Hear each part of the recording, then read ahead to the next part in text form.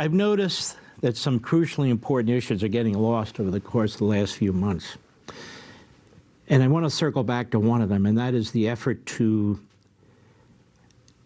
send Donald Trump to prison for the rest of his life. And this is an extraordinarily troubling event that's taking place in the United States, and it's only getting worse by the day, and it's not getting the proper attention that it deserves. Let's look at January 6th in that case in Washington, D.C. You have two Enron obstruction statutes or sections that are being used. You have a post-Civil War KKK statute that's being used. You have a fourth statute that involves federal contractors who misapply funds. None of these charges have anything to do with Donald Trump or January 6th. So what the prosecutor in this case, Jack Smith, is attempting to do, and this is the history of Jack Smith, and that's why he was appointed, is to bootstrap through these statutes a case against Donald Trump that is, in fact, seditious conspiracy and insurrection without the elements and without the proof. And prosecutors are not supposed to conduct themselves this way. Trump has not been charged with any violence, with any violent act. He's not been charged with seditious conspiracy. He's not been charged with insurrection.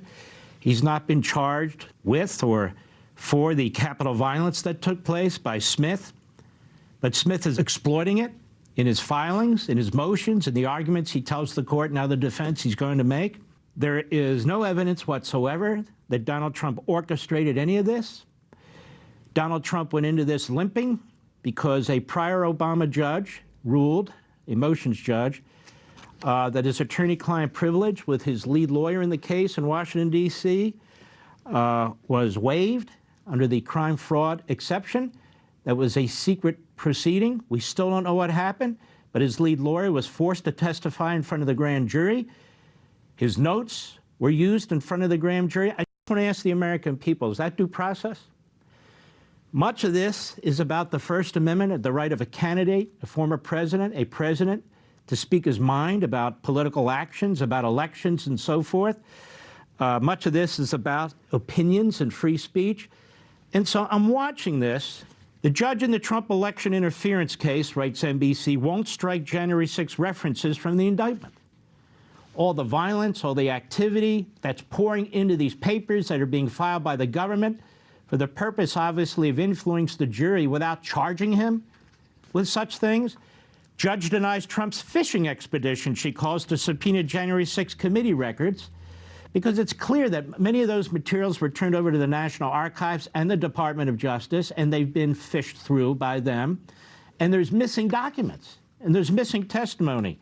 Politico, Trump is not immune from election subversion prosecution, judge says. You have important constitutional issues.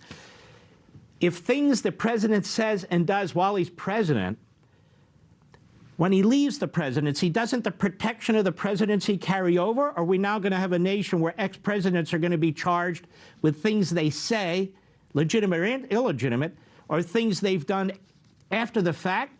So the whole idea of that immunity is waived? January 6th attack, ABC News, was exactly what Trump intended, special counsel claims in his report. In other words, he intended violence. He intended all these things to happen. And yet he's not charged with any of this. Want to see more Mark Levin? Go to LevinTV.com and subscribe now.